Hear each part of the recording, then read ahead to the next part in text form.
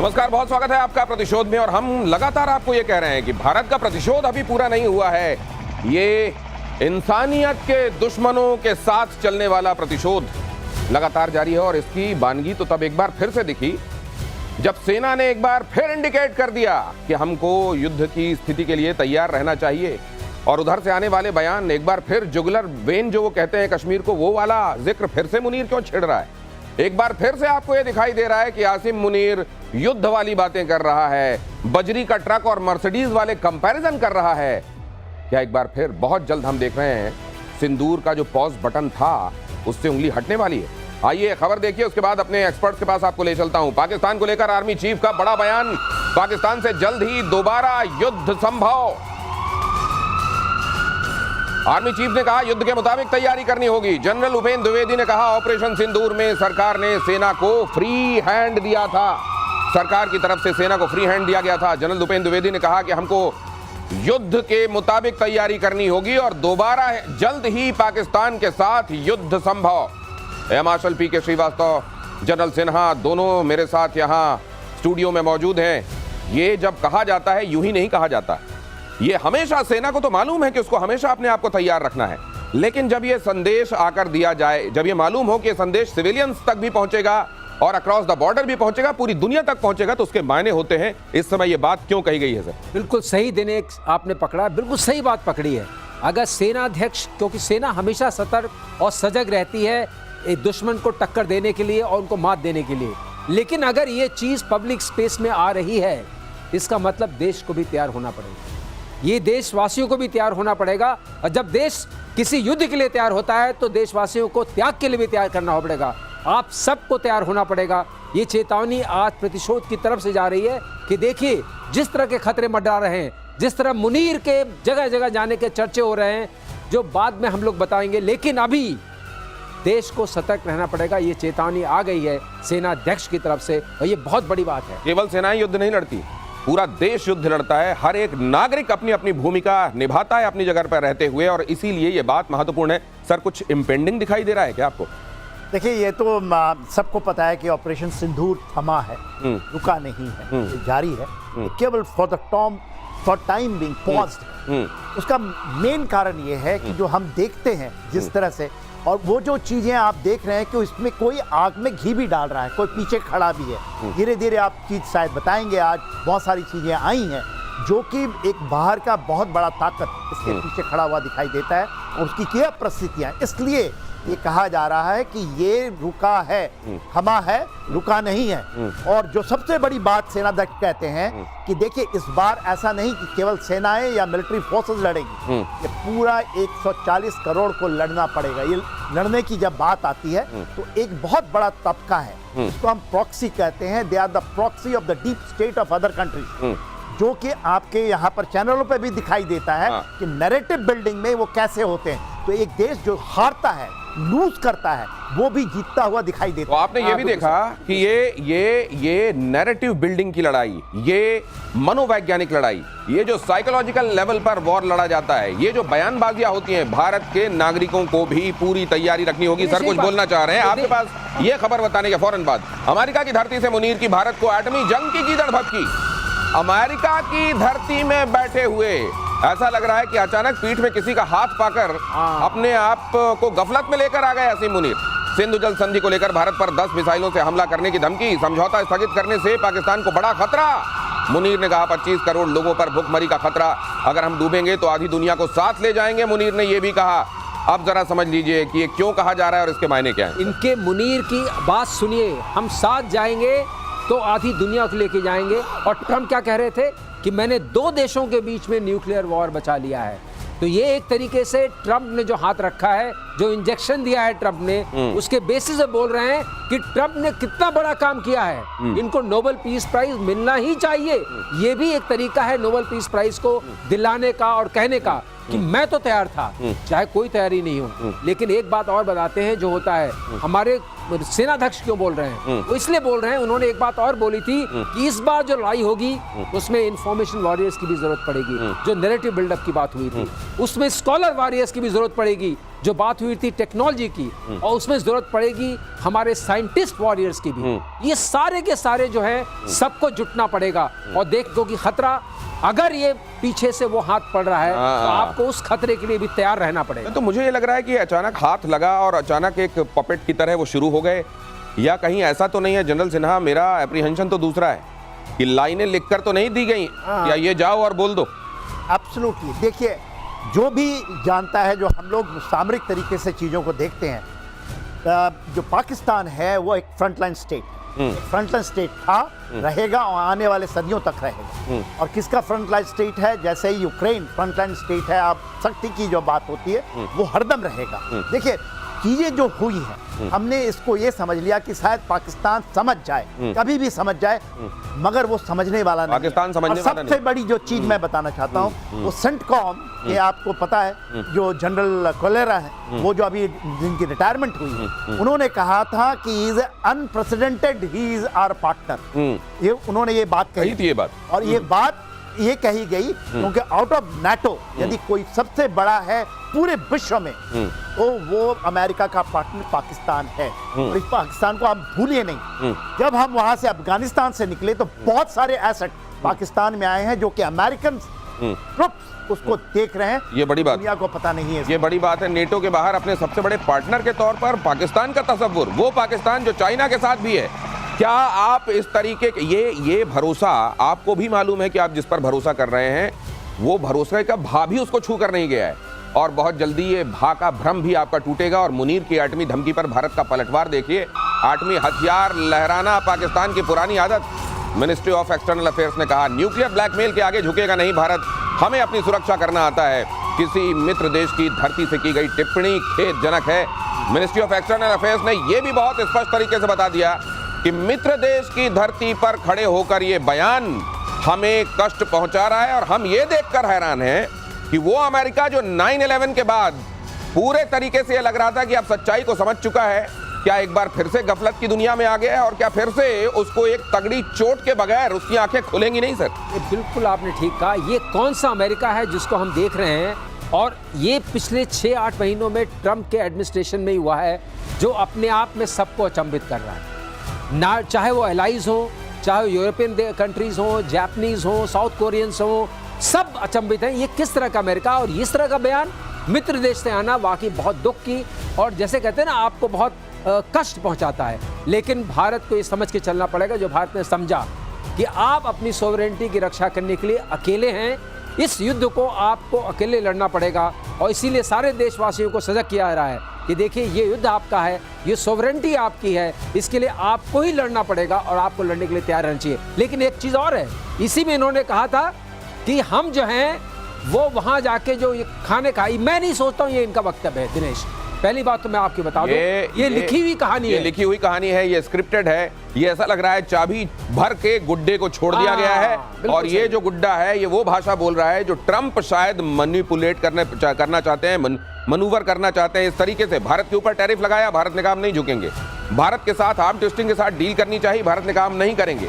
Bharat America के सामने किसी भी चीज में झुक नहीं रहा है। वो सिंधु जल संधि जो भारत ने केवल इसलिए रोकी है क्योंकि उधर से लगातार एक्ट ऑफ टेरर चल रहे हैं, और वो सिंधु जल संधि जो एक खास समय की गई थी और उसको एनीवेज रिव्यू किया जाना था, उसको लेकर अगर ये कहा जा रहा है और ये धमकी दी जा रही है, तो निश्चित रूप से ये असल में इंटिमिडेट किया जा रहा है अमेरिका के जरिए, एक बार फिर इनडायरेक्टली। अगली खबर देखिए, अमेरिका में पाकिस्तान आर्मी चीफ मुनीर का कश्मीर वाला राग भी एक बार फिर कश्मीर को पाकिस्तान के गले की नस बताया। भारत का आंतरिक मसला नहीं है कश्मीर, मुनीर ने कहा, संयुक्त राष्ट्र में कश्मीर मसला है।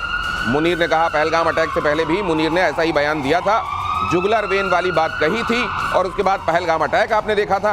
असीम मुनीर को जैसे ही थोड़ा सा पंप लेके कोई जैसे साइकिल में हवा भरता है, वैसे ही जैसे ट्रंप ने हवा भरी है, असीम मुनीर फिर से वो लाइनें बोलने लगे हैं जो उनसे बुलवाई जानी चाहते हैं। अब ये, लेकिन ये जाहिर है दुनिया समझ चुकी है कि अगर आग लगेगी तो केवल ये दुनिया, ये कनेक्टेड वर्ल्ड है, किसी एक जगह आग नहीं लगती है, वो आग धीरे धीरे सबको अपनी जद में लेती है।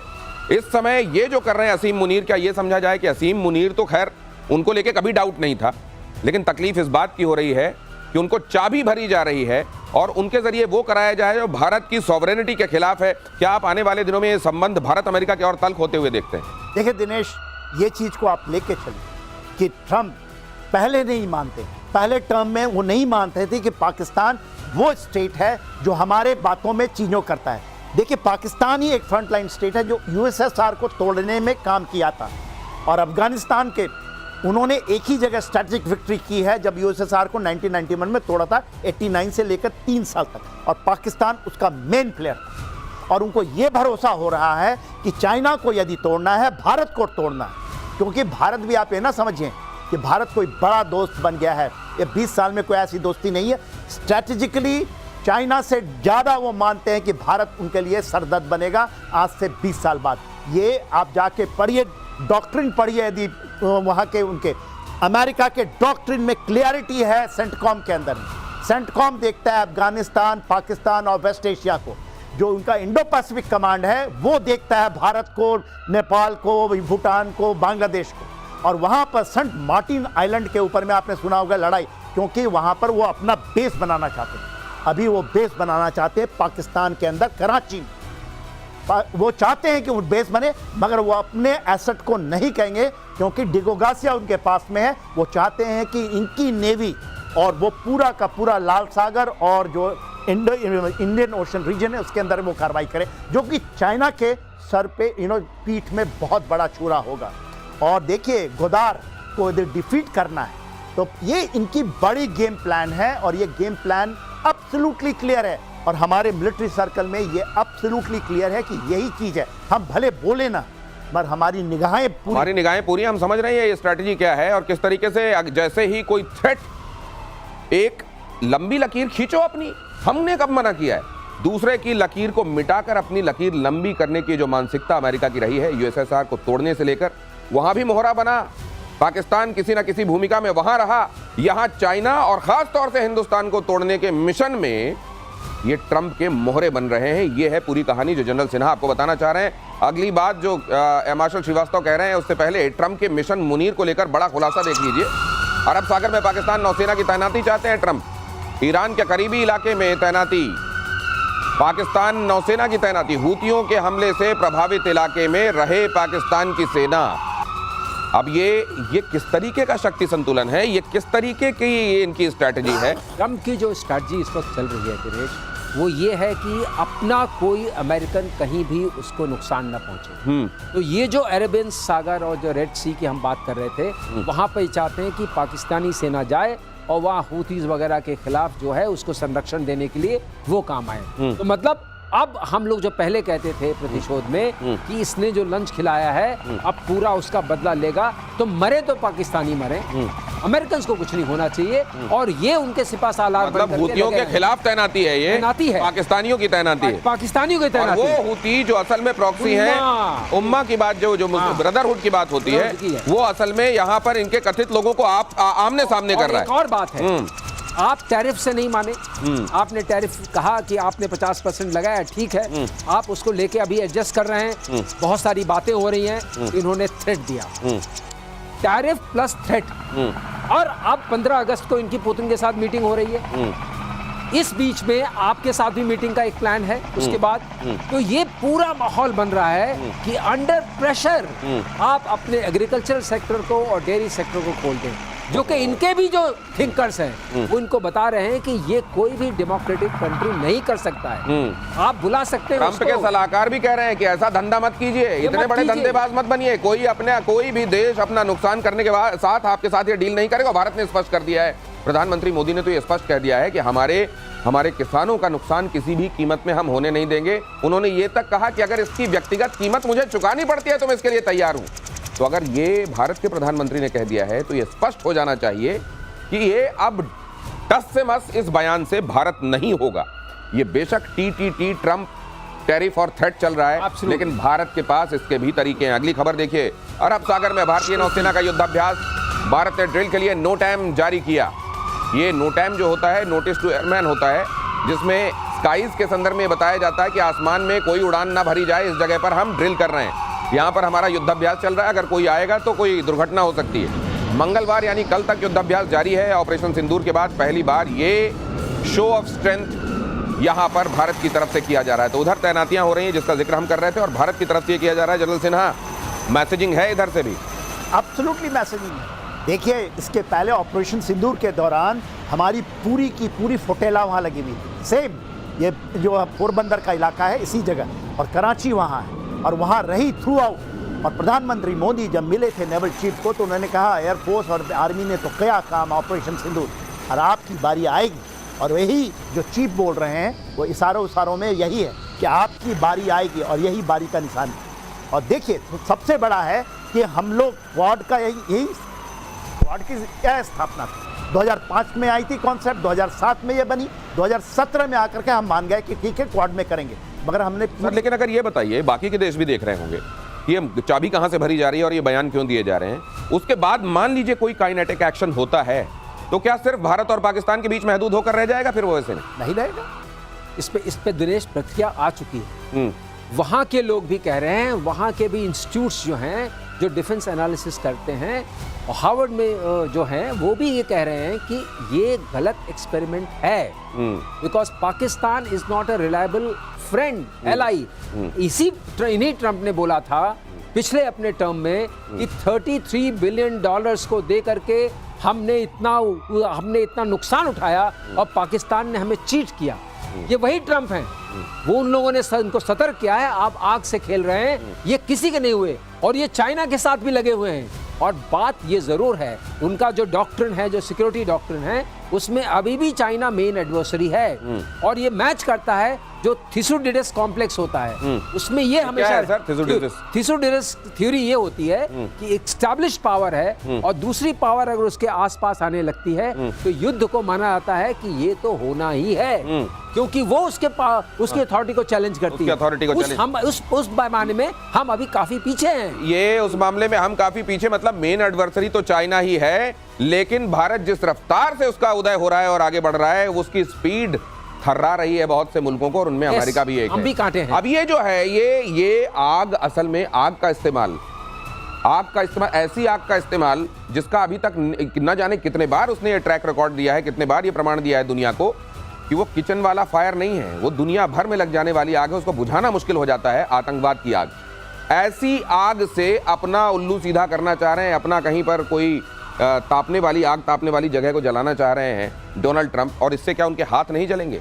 क्या उन्होंने 9/11 नहीं झेला और क्या वो भूल चुके हैं कंप्लीटली? अगली खबर यह है, पाकिस्तान में मची तबाही का ये वीडियो है, भारतीय वायुसेना ने जारी किया वीडियो में आतंकी ठिकानों की तबाही नजर आ रही है, पाकिस्तान के एयरबेस पर अटैक का वीडियो भी दिखाई दिया। भारत ऑपरेशन सिंदूर में कितना तगड़ा झटका दे चुका है पाकिस्तान को, ये तो असल में बहुत सारी बातें आज तक खुलती जा रही हैं।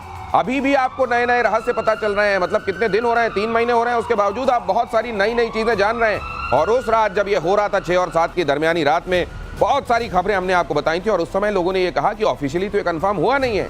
अब आपको पता चलेगा कि स्ट्रेटेजिकली बहुत सारी चीजों को ऑफिशियल सोर्सेज से, उस समय ऑफिशियल चैनल से उसी समय कंफर्म नहीं किया जा सकता। लेकिन जनरल सिन्हा, ये किधर जाता? आपको ये लग रहा है कि ब्रिंकमैनशिप है, ये है कि आओ इतना और धमकाओ, इतना और धड़काओ, ये उतने तक रहेगा या इस बार इससे बाहर कहीं बात निकल सकती है? देखिए, जो आप पूछ रहे हैं कि देखिए ये तो बाहर निकले, क्योंकि बहुत सारी चीजें वर्ल्ड में चल रही हैं, world is at war, please समझ के देखिए। और ये जो आपका RIC का कॉन्सेप्ट आ रहा है, क्योंकि अमेरिका इंडिया को फ्रंटलाइन स्टेट की तरह यूज करना चाहता था अगेंस्ट चाइना, इंडिया ने पूरी तरह से नकार दिया, पूरी तरह से। You can't use it, we are not Pakistan, we are not Ukraine, ये चाहता था। जब वो डिफीट हुआ, इवन क्वाड के अंदर में उनको भी ये मैसेज मिल गया है कि Quad is not a security congregation of four, it a Quad. और प्रधानमंत्री जापान जा रहे हैं चाइना से जाने से पहले।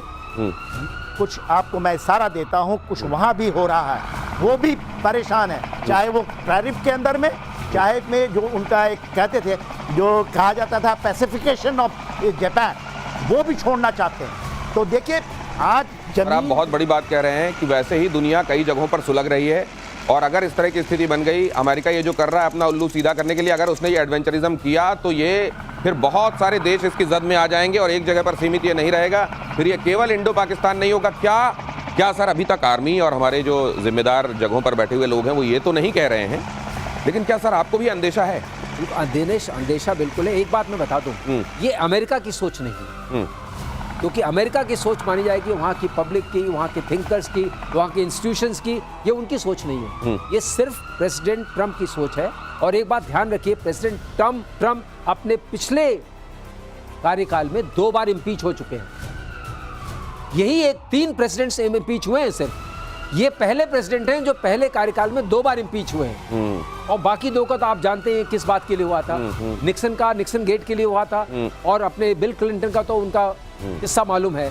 यही एक ऐसे प्रेसिडेंट हैं 2 बार इम्पीच हुए। ये कहने का मतलब समझ लीजिए, ये नहीं है कि ये अमेरिका की सोच है। श्रीवास्तव सर जो बता रहे हैं वो ये बता रहे हैं कि अगर आपको अपने लोगों का भरोसा हासिल होता तो 2 बार आपके खिलाफ महाभियोग क्यों आता? अमेरिका के इतिहास में 3 ही बार ऐसा हुआ है, और पहले ही टर्म में ट्रंप के साथ 2 बार इंपीचमेंट, 2 बार महाभियोग आना, यह बताता है कि वहां के लोगों का बहुत ज्यादा एतबार नहीं है। लेकिन उसके बावजूद पहले वाले में अगर इंपीचमेंट की नौबत आई थी, तो इस बार तो ये किसी के सगे नहीं लग रहे हैं। एलन मस्क, जिन्होंने उनको इस बार फिर से प्रेसिडेंट बनाने में भूमिका निभाई, देखिए उनको दूध की मक्खी की तरह निकाल कर फेंक दिया है, और हर दिन उनके खिलाफ बयान आप सुन ही रहे हैं। पूरी दुनिया को चाबुक के जरिए टैकल करना चाहते हैं, दादागिरी दिखाना चाहते हैं ट्रंप। वो टर्म जिसमें लोगों को अपने लेगेसी की चिंता होती है कि अब मैं जाऊं तो लोग मुझे याद करें, क्योंकि ना तो उम्र के लिहाज से और ना पद के लिहाज से अब आगे बहुत ज्यादा कुछ दिखाई दे रहा है। ऐसे में लोग याद करें, लोगों को यह चिंता रहती है। मुझे लगता है ये भी यही करके जा रहे हैं कि लोग याद करेंगे कि एक ट्रंप थे। देखिए, ट्रंप की अपनी एम्बिशन तो है ही है कि हमको हम आपको नोबेल प्राइज मिल जाए, हम ये हो जाएं वो हो जाएं। मगर ट्रंप के अलावा एक चीज़ सर यदि आप परमिट करें तो मैं बताना चाहता हूँ। देखिए, ट्रंप पहले टर्म में पाकिस्तान के बरखिलाफ थे, ये लेके चले। ये पूरी की पूरी जो डीप स्टेट अमेरिका की है, जिसमें पेंटागन शामिल भी है, CIA शामिल है, वो चाहता था कि पाकिस्तान और बांग्लादेश के थ्रू, चाइना के थ्रू आए और पूरे साउथ एशिया को डिस्टर्ब करें। ये करते रहे, वो फेल हो गया। सेंट मार्टिन आइलैंड का नाम हर एक नाम रखिए, क्योंकि सिथ में हमने ले लिया है और हमें नहीं होने दे रहे हैं। जो कॉरिडोर वो बनाना चाहते थे म्यांमार से लेके बांग्लादेश को, वो बनने नहीं हम दे रहे हैं। पूरे नॉर्थ, आप ये कह रहे हैं सर डीप स्टेट के हाथों की कठपुतली बन गए ट्रंप? बन गए, ये अमेरिकन डीप स्टेट के हाथों की कठपुतली बन गए हैं। और वो आप फिर से सेंटकॉम के जो चीफ जो जा रहे हैं, जो माइकल कोराला हैं जनरल, वो हैं मेन गेम खेलने वाले, और वो गेम खेल रहे हैं हमास के साथ, हूती के साथ, जो जितने भी आप वो गेम खेलने वाले। सर अगली खबर इसी नोट पे आपके पास आ रहा हूं sir. On a serious note I am coming back to you sir. अपने ही बयानों से फंसा बड़बोला मुनीर, देखिए पाकिस्तान में मुनीर की किरकिरी। फ्लोरिडा के कार्यक्रम में हाँकने चला था भारत हाईवे पर आती हुई मर्सिडीज की तरह, और पाकिस्तान बजरी से भरा ट्रक जैसा। भारी भरकम दिखाने के चक्कर में अपने मुंह से अपने आप को बजरी वाला ट्रक और अपनी हैसियत दिखा दी है। ये माना है कि भारत मर्सिडीज जैसा है, और ये भी माना है कि हम बजरी से भरे हुए ट्रक हैं। किस तरह का कंपैरिजन? ये ऐसा है, विनाश काले विपरीत बुद्धि। मतलब ये कंपैरिजन देना तो कुछ अच्छा से देते, कोई हम रोबो शोर में कुछ ऐसी बात करते हैं कि हम टैंक में हैं, आप मर्सिडीज में हैं, कुछ भी। मगर ये तो उससे हटा दीजिए। ये दिखाता है कि क्या दिमाग का कितना खोखलापन है इसके मन में। तो सिवाय वो जो जिस धंधे में बहुत दिनों तक रह जाता है ना, उसकी लैंग्वेज में वो आ जाता है। क्लीनर, खलासी, ड्राइवर, अगर बहुत दिनों तक इस तरह की स्थिति में, मैं वो शब्द यूज नहीं करना चाहता हूँ, छिछोरापन है। इसको आप नहीं कहेंगे। किसी फील्ड मार्शल के मुंह से ऐसी बात निकलनी चाहिए, इस तरह का कंपैरिजन होना चाहिए और इस तरह के बयान देने चाहिए। अगर आप अपने पद का खुद मान रखते हैं तो आपको कोई सामरिक बात करिए। सर, सिंधु जल के समझौते के रद्द होने के बाद नदियां वहां की सूखी गई हैं ज्यादातर, तो वहां बजरी ही बची है, और इनकी बुद्धि में भी बजरी भर गई है। ये लेकिन जनरल सिन्हा, अब ये ओवरऑल गेम प्लान क्या आप बहुत जल्द काउंटर प्रोडक्टिव होते देखते हैं अमेरिका के लिए? बहुत जल्दी ये बैकफायर करेगा, या अभी तो कम से कम ये कुछ दिनों तक ऐसे खेलते रहेंगे? देखिए, मेरे को तो लगता है बैकफायर बहुत ज़्यादा हो रहा है। यदि आप अमेरिका होना शुरू हो गया है ऑलरेडी। अब देखिए, अमेरिका की धरती पे हो गया है, हम नहीं कह रहे। अमेरिका की धरती में अब बाईपार्टीशन वो है, चाहे वो रिपब्लिकन हो या डेमोक्रेट हो, वहाँ पर बहुत अपोज हो। क्योंकि अभी आप वेट कीजिए ना 3 महीने, मैं तो ये कह रहा हूँ, हम अगस्त में, सितंबर, अक्टूबर, नवंबर, जिस तरह से वहाँ हिट होगा, हर एक के किचन का हिट होगा, ये रोक ही नहीं सकते। ये ट्रंप, ये जो देखिए सैंक्शन फेल हुआ और टैरिफ इतना ज्यादा फेल होगा, और डोनाल्ड ट्रंप साहब समझ नहीं रहे इनकी। मैं नहीं कह रहा हूं, ये हर एक लोग कह रहे हैं। और आप जो सामरिक तरीके से चीजों को देखते, आप कैसे कर देंगे? $84 बिलियन यदि इंडिया ने रोक भी दिया, चलिए मान लेते हैं हमारा सारे खरीद, ऑस्ट्रेलिया खरीदने के लिए तैयार है, वो कहता है, ब्राजील कहता है कि आप ले आइए दवाइयां, हम खरीद लेंगे। तो ये जो सर, ये देखिए, ये जो मैं निकला बजरी लेके, रास्ते पे सड़क पे मर्सिडीज आई, मैं ट्रक छोड़ आया, ये इनका है। ये देखिए बलूचिस्तान में कैसे छोड़ छोड़ के भाग रहे हैं, वहां पे इनके पास गार्ड करने के लिए, अपनी टीम को गार्ड करने के लिए लोग नहीं। बिल्कुल सही, यही बात मैं कह रहा हूँ दिनेश, क्या बात तुम तो छीन लेते हो। अरे यही मैं कहने वाला था, ये सारे बयानबाजी जो है बलूचिस्तान से अपना ध्यान हटाने के लिए भी है। पूरे इंटरनेशनल कम्युनिटी का ध्यान बलूचिस्तान पर जा रहा था, ये उसी काम के लिए बना है। बिल्कुल सही पकड़ा आपने। और एक चीज और बता दें, आग लगी हुई है यूक्रेन और रशिया के बीच में, बुझा पाए? 24 घंटे में बुझाने वाले थे। आग लगी हुई है ईरान और इजराइल के बीच में, बुझा पाए? हम ये कह सकते हैं बुझाने की कोशिश नहीं कर रहे, लेकिन उसको भी उन्होंने कहा मैं शांति ला दूंगा। दो ऐसे लोग जो लड़ नहीं रहे थे, आर्मीनिया और अजरबैजान, उनको मिला के दोस्ती करा दी। ये कौन सा नोबेल पीस प्राइज है? नहीं, वो ये कह रहे हैं बाद में लड़ाई कराऊंगा, बाद में कराएं। आप देखिए ब्रिक्स को इन्होंने एक्टिवेट कर दिया। वहां के थिंकर्स ये कह रहे हैं कि एक बार सस्पिशन, कंट्री बिकम सस्पिशियस, उसको वापस दोबारा आने में बहुत टाइम लगता है। इसका मतलब क्या हुआ? इसका मतलब ये हुआ कि जो जितने भी देशों को इन्होंने अभी सताया है अपने इस बाण से, वो सारे के सारे इसको याद रखें। अब ये समझ लीजिए, ये कहते हैं ना, ये कहते हैं रायता फैला देना। ये ट्रंप ने रायता फैला दिया है। अब ये समेटते नहीं बनेगा, क्योंकि रायता ओवरनाइट नहीं समेटा जा सकता। ट्रस्ट कोई स्विच नहीं है कि ऑन ऑफ कर देंगे। जिन देशों का भरोसा आपने तोड़ा, जैसे भारत ने कहा कि एक मित्र देश की धरती पर खड़े होकर असीम मुनीर ये कह रहे हैं, आज भी भारत मित्रता पर भरोसा करता है, मित्र कंसीडर करता है, लेकिन कम से कम मित्र वाली गैरत तो होनी चाहिए आप में। और पाकिस्तान के खैबर पख्तूनवा में टीटीपी पाकिस्तान सेना में मुठभेड़ हुई। टीटीपी ने ड्रोन से पाकिस्तान सेना पर अटैक किया। जवाब में पाकिस्तान वायुसेना का एयर डिफेंस सिस्टम एक्टिवेट हुआ। अटैक में 10 से ज्यादा पाकिस्तानी सैनिकों के मारे जाने की खबर है। टीटीपी वाले क्या कर रहे हैं और बलूचिस्तान में क्या हो रहा है वो आपको मालूम है। घर में आग इतनी लगी हुई है, वो बुझाए नहीं बन रही है, तो घर के लोगों का ध्यान डाइवर्ट करने के लिए दुनिया भर की बातें, जिसमें कश्मीर, जुगलर वेन, सिंधु जल नदी समझौता, चांद, सितारे, मंगल ग्रह, प्लूटो, नेपच्यून, सबकी बातें हो रही हैं। ये बलूचिस्तान की और टीटीपी की बातें, क्योंकि कर नहीं पा रहे हैं, उसका कोई सोल्यूशन नहीं है इनके पास। लेकिन सर, अब ये चाबी नेक्स्ट फेज में क्या? यहाँ तक तो हमने देख लिया मुनीर का खिलौना कहाँ तक बोला, अब अगली चाबी क्या भरेंगे ट्रंप? देखिए, ट्रंप को क्या चाहिए? ट्रंप को ये चाहिए कि आज के दिन में यदि झुक जाए तो झुक जाए, भारत झुक जाए, चाइना झुक जाए। वो उसको, भारत झुक जाए, चाइना झुक जाए, रशिया झुक जाए, उनका काम बन गया। अदरवाइज उन्होंने तो मोरलेस कर लिया है ना, पूरा यूरोप को अपने बस में किया। मगर ये क्या हुआ जो अभी इन्होंने 25+25 किया? देखिए, स्पेन ने कह दिया कि हम रद्द करते हैं आपके 35 को, स्विट्जरलैंड ने कर दिया। अब आप बताइए, इतने $1 बिलियन, अब वो खड़े हो रहे हैं। ये जा रहे हैं, आपको पता ही है, अलास्का जा रहे हैं। अब भाई पूरा का पूरा यूरोप जो नाटो है, देखिएगा इसका भी विभाजन होगा। पूरा यूरोप कह रहा है कि हमारे बिना जाए हुए कि आप क्या करने जा रहे हैं और आप क्या बातें करें। तो इनका तो हो चुका है सर ये। लेकिन ये जो हम कह रहे थे, ये जो उनकी जुबान एक बार फिर से निकली है सर, मार्शल सर एक बात समझाइए। हमको लग रहा था सद्बुद्धि आई है, शायद न्यूक्लियर ब्लफ इनका निकल गया है।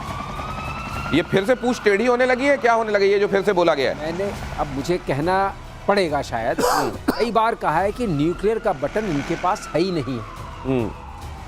एक बार मैं पहले भी कह चुका हूं, न्यूक्लियर को इनको ऑपरेट करने के लिए अमेरिका की मदद चाहिए। तो जब उस धरती पर खड़े हुए तो थोड़ी सी शक्ति का संचार हुआ, इन्होंने बोला। लेकिन ये शक्ति का संचार जो हुआ वो इस काम के लिए हुआ कि वहां पर लोग मर रहे हैं, खैबर पख्तूनख्वा में PLA में चल रहा है, वहां से आप ध्यान कैसे हटाएं। तो हमें हिंदुस्तान की बात शुरू कर दें। और जहां तक बात है, आप देखिए जो पूरी जो अभी चर्चा चल रही है, ट्रम्प जाएंगे, अलास्का में मिलेंगे पुतिन से, यूरोप में ड्यू दिस थिंग, जो अभी उर्सुला जी ने जो इनके साथ संधि की है, वो फ्रेमवर्क बनाया है।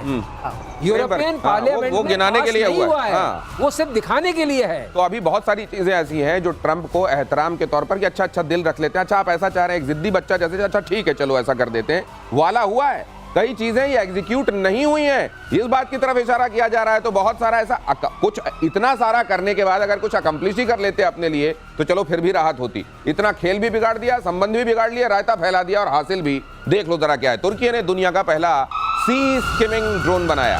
ड्रोन को टैले नाम दिया गया है। ये ठीक प्रोनाउंसिएशन है? टले, अच्छा टले है ये। टले ड्रोन समुद्र की सतह से मात्र 30 सेंटीमीटर ऊपर उड़ान भरता है और समुद्री हमले के लिए टोही मिशन के लिए खास तौर पर डिजाइन किया गया है। टर्की ने बनाया है। अब हमारा तो प्रलय हमने अगर बनाया तो समझ में आता है, ये टलय क्या है सर? टलय ये है कि फ्रॉम द सरफेस ये 1 मीटर की ऊपर चल सकता है। अच्छा, मतलब काफी कभी करीब होवर कर सकते बिल्कुल करीब। हाँ। और ये क्या इसका खास मकसद ये होता है, जैसे कैप्सियन सी है या ब्लैक सी है, जहाँ बहुत सी स्टेट्स रफ नहीं होती, काम सी होता है, वहां पर ये बहुत आसान। ये तो एकदम ऐसा लग रहा है जैसे वो सर हम लोग वो पत्थर ऐसा लेके नहीं सतह पे मारा करते थे, सर्राटे से जाता था। तो ये जो है इसका 200 किलोमीटर मैक्सिमम रेंज हो सकती है। मैं इनको जरूर इस बात को कहूंगा ये अच्छा है, लेकिन ये नहीं है समझिए कि पहली बार कहीं बना है। ये तो सर लग रहा है पानी में ही चल रहा है। ये विग टेक्नोलॉजी इसको बोलते हैं। अच्छा, wing in ground, wing in ground, wig technology, wig WIG। और ये क्या होता है, सतह से ये जो कंप्रेशन का एक कुशन बन जाता है। अच्छा। तो इसमें कम शक्ति में बिना ड्रैग के ये तेजी से आगे जा सकता है। लेकिन इसका पेलोड सिर्फ 30 kg है। मतलब ये पूरी अगर इसको देखा जाए और 200 किलोमीटर की रफ्तार जा सकता है। तो सर ये जो ये टर्की ये बना के पाकिस्तान को दिखा चुका होगा अभी तक? नहीं, अभी ये प्रोटोटाइप ही बना है। और आपको बता दें और दर्शकों को बता दें कि रशिया में टनों का बन चुका है ये। ओहो, टन्स का ऑलरेडी है। अच्छा, उसमें सेनाएं भी जाती हैं और 30 टन के आसपास का है। तो ये टेक्नोलॉजी पुरानी है, लेकिन इस तरीके से इसका इस्तेमाल करने में इनको आप थोड़ा बहुत मार्क्स दे सकते हैं। थोड़ा बहुत। अब ये भी समझ लीजिए कि इस टेक्नोलॉजी को हम नहीं बना सकते, लेकिन टर्बुलेंट सीज में इसका इस्तेमाल नहीं हो सकता है। ये क्वाइट सीज में, जहां समुद्र की सतह शांत होती है वहां इसका इस्तेमाल हो सकता है। जो बहुत ज्यादा लहरों वाला और अनइवन सरफेस वाला समुद्र होता है वहां इसका इस्तेमाल नहीं हो सकता। और नाम तो ये लग रहा है कि कोई समझ रहे थे कि नहीं, इनके ऊपर जो ये समझा जा रहा था कि भाई ये बनाया कि नहीं तुमने, तो फिलहाल वो बात टले, इसलिए इन्होंने ये टले बना दिया है। गाजा पर इजरायली अटैक में 5 पत्रकारों की मौत हो गई। सभी पत्रकार अल शिफा हॉस्पिटल के बाहर एक प्रेस के टेंट में रह रहे थे। वहां प्रेस का एक टेंट लगा हुआ था और वहां पर ये हुआ है। रिपोर्टर अनस अल शरीफ कहा जा रहा है कि इसमें मौत हो गई है। 2018 में अनस को एक अवार्ड भी मिला था। इजरायली सेना के मुताबिक अनस आतंकी था और हमास के आतंकी सेल के चीफ के तौर पर काम कर रहा था। अब सर ये मतलब ये केवल ऐसा नहीं है कि ये बस्तियों का इस्तेमाल मोर्टार फायर करने के लिए करते हैं। इन्होंने डिस्गाइज में पत्रकार भी छोड़ रखे हैं जो इनके लिए, वो हमेशा से ऐसा रहा है। कोई पत्रकार है, कोई डॉक्टर है, कोई बढ़ाई है, कोई कुछ है, वो आपको देखने में कुछ और लगेगा और असल में कुछ और होगा। असल में कुछ होगा। तो ये वही चीज है और हमास का यही, इसीलिए तो नेटवर्क टूट नहीं पा रहा है, क्योंकि हर वो आदमी जो आप बताइए, आपने एक बार सवाल हम लोगों ने उठाया था, अगर सैकड़ों मील की उस छोटे से उसमें टनल बन गई है तो किसने बनाया होगा? किसने बनाया? ये लोगों ने बनाया होगा। राइट। तो इसका मतलब इस सारा का सारा वहां का किया धरा है। और जो नेतन्याहू की आप कब कमर कस देखते हैं ना कि हम तो हटा के ही मानेंगे। और ये इसीलिए अगर मोसाद आपको पाताल से खोद कर निकाल सकता है तो आप आइडेंटिटी अगर डिस्गाइज की रखेंगे, आप बने रहेंगे जर्नलिस्ट और करेंगे कुछ और, तो फिर जाहिर है मैं आपके पास आ रहा हूं सर। खबर ख्याल आया होगा आपके, ये देख क्यों रहे हैं, ट्रम्प क्यों नहीं बीच में बोल रहे हैं, क्योंकि ये गिफ्ट में मिलेगा उनको। अच्छा, ये गिफ्ट में मिलेगा। और ब्रिटिश F-35B स्टेल्थ फाइटर की इमरजेंसी लैंडिंग हुई है। जापान के कागोशिमा एयरपोर्ट पर लैंडिंग हुई। British aircraft carrier strike group का हिस्सा है ये। 2 महीनों में ब्रिटिश F-35B की दूसरी इमरजेंसी लैंडिंग है। 14 जून को केरल में इमरजेंसी लैंडिंग हुई थी। मरम्मत में 38 दिन का वक्त लगा था, फिर भरी थी उड़ान। ये अमेरिका इसलिए भी बौखलाया हुआ है कि उसके तथाकथित ये जो बड़े बड़े हथियार थे, ये देख लीजिए उनको कैसे फुस पटाखे कई जगह पर साबित हो रहे हैं। सर ये जो F-35 हम बार बार कहते हैं कि मुहूर्त भारत से पूछ लिया होता, हम बता देते, थोड़ा पूजा करा देते हम, तो शायद ये वाली स्थिति। मैं बैकग्राउंड की बात बताता हूँ, ये मुझे हंसी क्यों आ रही है। इसके इस R&D में कितना पैसा लगा है आप सोचते होंगे, मैं आपको एक फिगर देता हूँ, आप नहीं बता पाएंगे। इसमें $900 बिलियन के आसपास लगा है। ये तो जीरो गिनते गिनते रात बीत जाएगी। उसके बाद आप 110 मिलियन डॉलर लेके खरीदे, हमें कह रहे थे खरीद लीजिए। और 2 जगह आपने इसका जो नुमाइश किया है, हमारे अपने यहाँ और जापान में भी। अब बताइए, अब ये कहते होंगे F-35 को देख के यार मजाक में बहुत खर्चा हो गया। और यूक्रेन के राष्ट्रपति ने पीएम मोदी को फोन किया, द्विपक्षीय सहयोग समेत कई मुद्दों पर बातचीत की, यूक्रेन के समर्थन के लिए आभार जताया, रूसी हमलों की जानकारी दी। ये बहुत इंपॉर्टेंट खबर है, लेकिन अब वक्त इजाजत नहीं दे रहा है। यूक्रेन के राष्ट्रपति ने पीएम मोदी को फोन किया, द्विपक्षीय सहयोग समेत कई मुद्दों पर बातचीत की, यूक्रेन के समर्थन के लिए आभार जताया, रूसी हमलों की जानकारी दी। लेकिन अब और ज्यादा चर्चा नहीं हो सकती। सर बहुत धन्यवाद जुड़ने के लिए।